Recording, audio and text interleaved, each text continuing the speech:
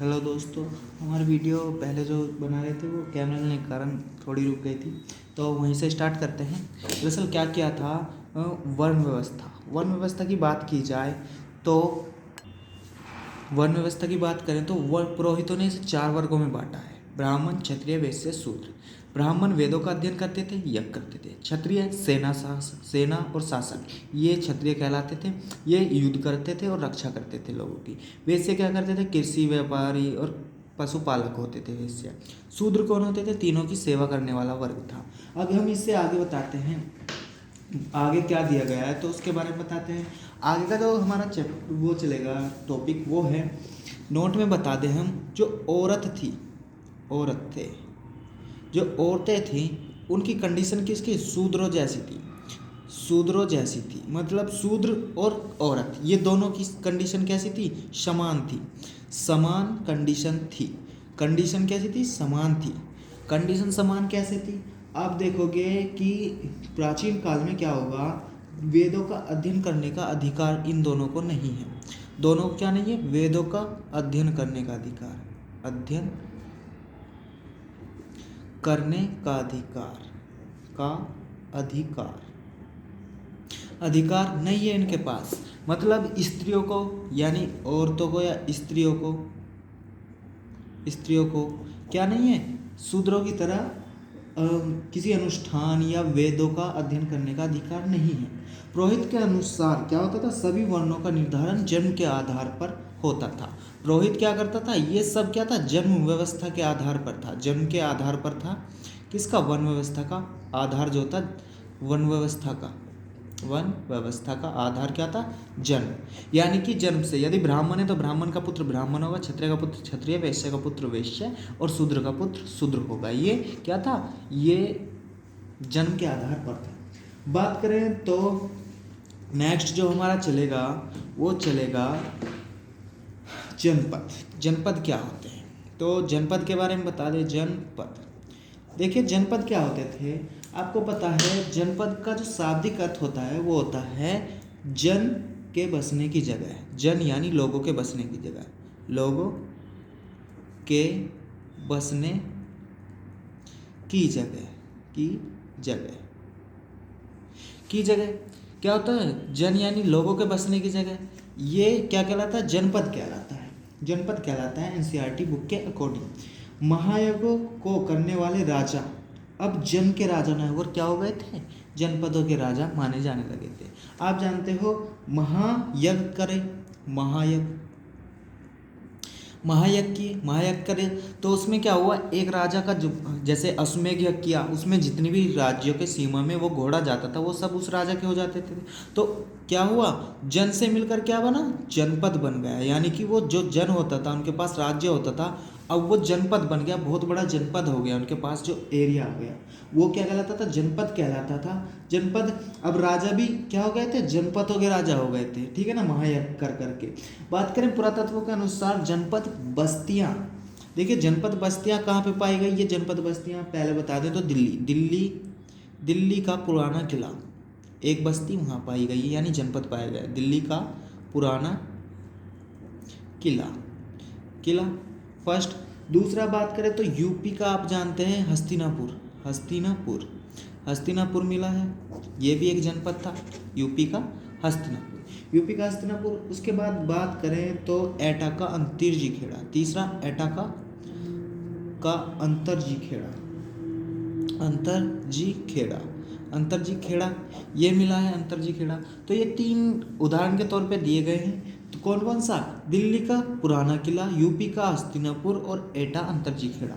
ये क्या है? ये जनपद है, जनपद बस्तियां हैं। बात करें महाजनपद काल की, तो महाजनपद काल, अब बताते हैं महाजनपद क्या होता है। महाजनपद, देखिए लोगों से मिलके क्या बना था, बता दें तो जो लोग थे, लोग यानी जन से मिलके बना जनपद। जनपद से मिलकर क्या बन गया? महाजनपद। बहुत सारे जनपद मिलकर के क्या बनाते हैं? बहुत सारे जनपद, महाजनपद। जैसे बहुत सारे लोग यानी जन मिलकर के क्या बनाते हैं? जनपद बनाते हैं। बात करें तो 2500 साल पहले कुछ जनपद अधिक महत्वपूर्ण हो गए और वो धीरे धीरे क्या हो गया, अपना क्षेत्र बढ़ाने लगे। जैसे जैसे क्षेत्र बढ़ाते रहे तो उससे क्या हुआ, वे महाजनपद कहलाने लगे, क्योंकि इनकी शक्ति और राज्य और सीमा और लोग सभी बढ़ने लगे थे, सब विस्तार करने लगे थे। इस कारण उन्हें क्या कहा जाने लगा, महाजनपद कहा जाने लगा। इसके बाद बात करें तो ये क्या करते थे, किलेबंदी करते थे। किलेबंदी भी आती है। जब महाजनपद होगा यानी आप एक शक्तिशाली राज्य बनाओगे, जनपद बनाओगे, तो उसकी क्या होगी, किलेबंदी भी होगी। कुछ राज्य क्या करते थे, ये मान लीजिए राजधानी है, राजधानी, महाजनपद होगा तो उसकी राजधानी होगी, महाजनपद की क्या होगी, राजधानी होगी। उस राजधानी के चारों ओर क्या करते थे, दीवार खड़ी कर देते थे, दीवार लगा देते थे। और ये दीवार इतनी मजबूत होती थी, मजबूत, कि इसे तोड़ना बहुत कठिन होता था। यानी कि आप कह सकते हो सैनिकों को चारों तरफ से प्रोटेक्ट करने के लिए होती थी, स्पेशली राजधानी को प्रोटेक्ट करने की, क्योंकि राजधानी में सभी चीज़ें अवेलेबल होती थी जो किसी राज्य के लिए इम्पोर्टेंट होती है, महत्वपूर्ण होती है। उसकी रक्षा करने के लिए उसकी किलेबंदी की जाती थी और उसी के अंदर वे क्या करते थे, शक्ति प्रदर्शन करते थे। अब बात करें तो सेना की।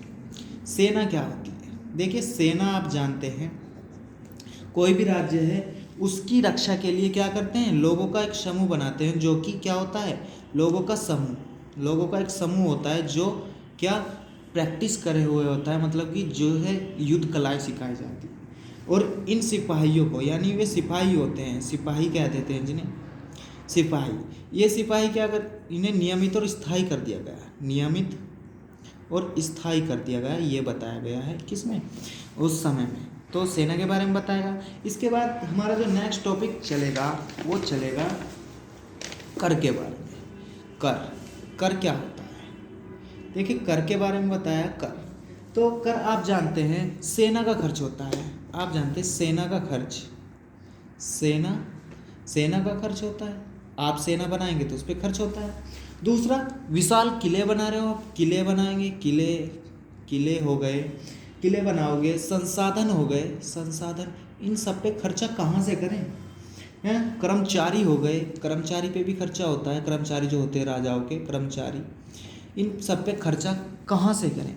तो क्या किया, राजा ने एक प्लान बनाया, राजा कह दो या फिर शासक कह दो, तो उन्होंने क्या किया, एक जनता से कर लेना स्टार्ट कर दिया, ये नियमित कर दिया, यानी कि हर व्यक्ति क्या करेगा, अब कर देगा और उसी से क्या होगा, सेना का खर्च, किले का खर्च, यानी किलेबंदी जो भी है, संसाधन हो गए, कर्मचारी हो गए और उनके जो लोग हो गए, उनकी सारी ज़रूरतें पूरी होगी। ये क्या था, कर था। बात करें तो एक भाग नाम का कर भी था, भाग नाम। ये भाग क्या है, कभी आ जाए भाग कर क्या है, भाग कर किस पर लगता था। भाग कर की बात करें तो ये फसलों की जो उपज होती थी, फसलों की उपज का 1/6 भाग होता था, भाग कर होता था। बात करें कारीगरों के ऊपर भी कर लगते थे, कारीगरों के ऊपर कर लगते थे, ठीक है। वो कारीगर कर कैसे देता था, जो कारीगर होते थे वो राजा के लिए 1 महीने में काम करने आते थे, यानी कि उसके जो राजा के लिए 1 महीने में यानी 1 दिन काम करते थे, फ्री काम करते थे, और वो 1 दिन काम करते थे, कारीगर जो होते थे काम करते थे। काम यानी कि ऐसा हुआ, राजा का जो राजमहल है या फिर जो राजधानी है, जो कारीगर होते थे 1 दिन आया काम करके चला गया, दूसरा कारीगर आया फिर काम करके चला गया, यानी फ्री में, इस तरीके से वो कर देते थे। और बात करें तो पशुपालक भी देते थे, जैसे कि पशुपालक हो गए, आखेटक भी देते थे। ये क्या करते थे, पशुपालक अपने जानवरों को या फिर उसके उत्पाद को देते थे, जैसे दूध हो गया और वगैरह चीज़ हो गई, गोबर हो गया, यानी उपले हो गए, उस समय पे इन चीज़ों को दिया करते थे। बात करें तो आखेटक या संग्राहक बोलते हैं इन्हें। ये जंगल से जो प्राप्त होती है, जैसे कि इन्हें शिकार प्राप्त हुआ या कुछ भी प्राप्त हुआ या कुछ वस्तु प्राप्त हुई तो उन्हें देते थे, जैसे कि जानवरों की खाल हो गई या फिर शिकार दे दिया इन्होंने कुछ, इस तरीके से। और व्यापारियों को क्या होता था, व्यापारी भी कर देते थे, जो व्यापारी थे, वो कर के तौर पर क्या देते थे, व्यापारी कर के तौर पर जो वस्तुएं मिलती थी वो देते थे, ठीक है ना, वस्तुएं खरीदने बेचने में वो पैसे देते थे, ठीक है ना। इसके बाद बताते हैं कृषि में क्या परिवर्तन हुए उस समय पे, ठीक है। देखिए ये बड़ा इंपॉर्टेंट टॉपिक है, कृषि में परिवर्तन। कृषि में परिवर्तन, परिवर्तन की बात करें, देखिए कृषि में परिवर्तन कैसे आया। अब आप जानते हो इससे पहले क्या था, हल की जो फाल थी, फाल वो लकड़ी की थी। हल की फाल, हल की फाल जो थी वो लकड़ी की थी, लकड़ी की थी। लेकिन अब क्या हुआ, इस टाइम में आके ये लोहे की बन चुकी थी, लोहे की बन चुकी थी। अब जो बंजर भूमि थी या फिर जो कठोर भूमि थी, कठोर भूमि थी, उसे क्या हो गया था, उसकी जुताई आसान हो गई। जुताई क्या हो गई, आसान हो गई। आसान हो गई जब, तो आसान हो गई, जुताई आसान होगी तो फसल अच्छे से होगी, फसल अच्छे से होगी, अच्छे से हुई। और इससे क्या हुआ, इससे जब फसल अच्छे से हुई तो उपज बढ़ गई, उपज बढ़ी। पहला तो ये परिवर्तन हुआ, यानी कि जो हल्की फाल थी वो लकड़ी से किस में बदल गई, अब लोहे की बनने लगी। और वो जो कठोर भूमि होती थी, कठोर बंजर भूमि होती थी, उसमें क्या हुआ, अब उसकी जुताई आसानी से होने लगी और फसल अच्छे से अच्छी हुई। और क्या हुआ, उपज बढ़ी, उपज बढ़ी, कर बढ़ा, कर बढ़ा, समृद्धि बढ़ी, ये सब चीज़ें। बात करें पौधारोपण के बारे में, पौधारोपण ये देखिए नई तकनीक आ गई थी उस समय पे, आप कह सकते हैं रोपण, रोपण, ठीक है ना, रोपण। तो ये नई तकनीक आ गई थी पौधारोपण की। क्या था, पहले जो धान होता था, पहले धान को इकट्ठा ऐसे ही बीज बो डाल दिए जाते थे, तो क्या होता था, आधे पौधे मर जाते थे, धान को ऐसे ही बो देते थे। लेकिन अब क्या हो गया, अब धान का पौधा रोपण स्टार्ट हो गया, पौधा रोपण स्टार्ट हो गया। यानी कि उनके उनके क्या हुआ, खेतों में क्या हुआ, पहले बीज छिड़क दिया, बीज छिड़क करके धान जैसे ही आया उसे क्या कर लिया, उसे रोपने लगे। यानी कि पहले उस बीज को इकट्ठा कर लिया, उसे एक स्थान से हटा करके दूसरे स्थान पर रोपने लगे। इससे क्या हुआ, इससे धान की खेती बढ़ी, बढ़ी। और बढ़ने के साथ साथ में क्या, उपज भी बढ़ी इसकी, और पौधे कम बेकार हुए, यानी कि पौधों का कम बेकार हुए, कम बेकार हुए। तो इससे क्या हुआ, धान की खेती काफ़ी बढ़ी। तो आप देख सकते हैं कृषि में क्या क्या परिवर्तन आ गए। पहले तो लोहे के फाल बन गए हल में, इससे एक अच्छी खेती हुई। दूसरा पौधारोपण आ गया, इससे धान की खेती अच्छी हुई, धान की खेती अच्छी हुई। इसके बाद चलते हैं, हमारा जो नेक्स्ट टॉपिक है, नेक्स्ट टॉपिक हम अगली क्लास में करेंगे, क्योंकि नेक्स्ट टॉपिक काफ़ी बड़ा है तो इसमें नहीं आएगा, अगली क्लास में करेंगे। थैंक यू, धन्यवाद।